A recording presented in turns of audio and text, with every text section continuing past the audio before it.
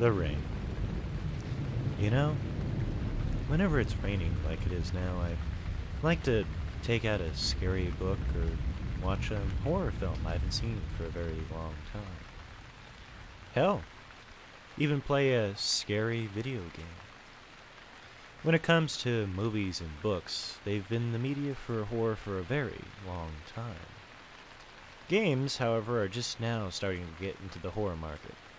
Sure, we had some scary games on the Atari and the NES, but were they really that scary?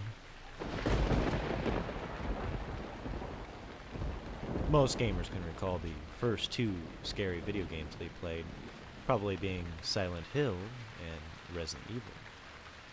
But for today, I wanted to show you another game. A game that came before both Silent Hill and Resident Evil.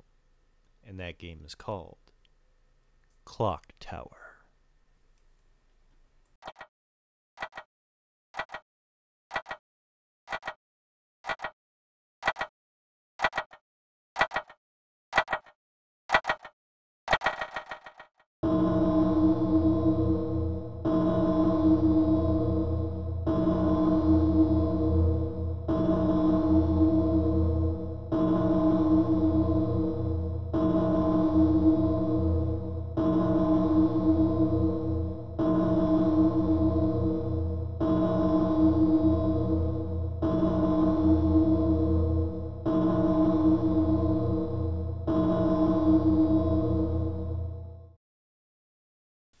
Now, before we get into this review, we need to clear a few things up. First of all, this game was released on the Super Nintendo in Japan in 1995. Then it was released onto the PlayStation 1 in 1997. And then it was also put on some home computer consoles in 1999.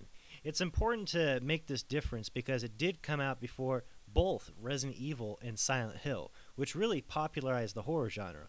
But it didn't come out before Alone in the Dark and the lesser-known Sweet Home, since that particular game was never released in the United States, along with this particular game that we're reviewing today. And I point this out mainly because this game does stand out from both the games that came before it and after it on many, many levels.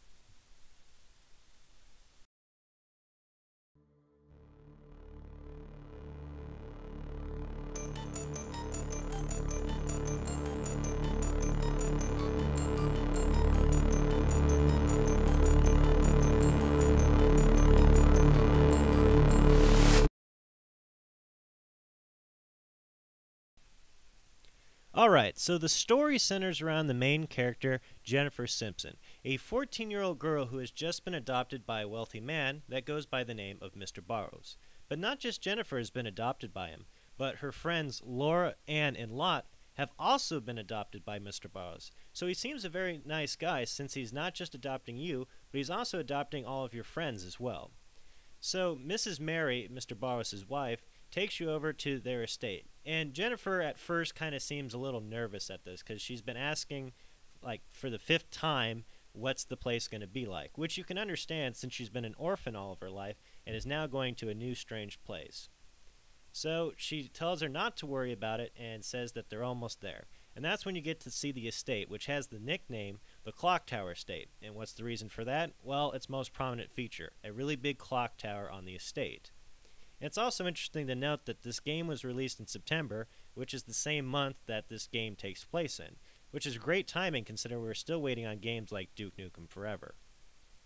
But anyway, Mary brings Jennifer and her friends into the big clock tower estate, and she lets them know that she has to go find Mr. Barrows so that way he can meet everyone.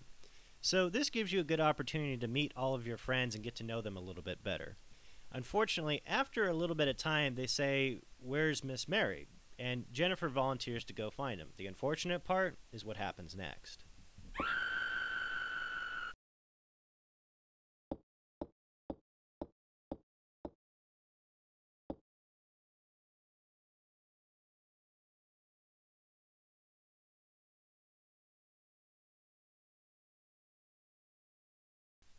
So now with your friends missing, you go throughout the mansion looking for where they've disappeared to. Possibly they're playing a little practical prank on you maybe. Unfortunately, after a little bit of searching, what you find is far from pleasant.